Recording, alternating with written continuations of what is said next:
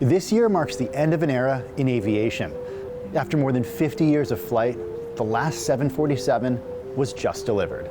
The 747 is probably the most recognizable airplane ever built. It's got that iconic hump on the passenger versions that houses the upper deck, while on freighters allows the nose to flip up so it can more easily load oversized cargo. Boeing's jumbo jet has transported every American president since George H.W. Bush in 1990. And for decades, NASA's space shuttles rode piggyback thousands of miles. When it entered service in 1970, the engineering marvel changed aviation.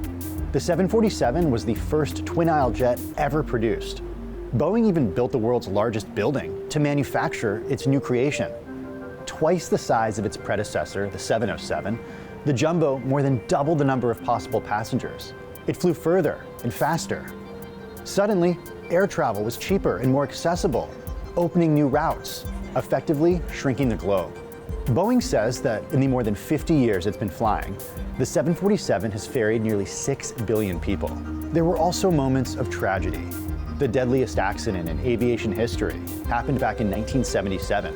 That was when two 747s collided on a runway in Tenerife, killing 583 people. And as the decades wore on, leaps in engine technology led Boeing and Airbus to develop twin-engine jets that could fly the same long distances as the four-engine 747, but at much lower costs. 747s are now mostly used as freighters, though the Pentagon still has two 747s that are being kitted out for future presidential transport. So even though Boeing is done making 747s, you'll still be able to look up and see the so-called Queen of the Skies flying for years to come.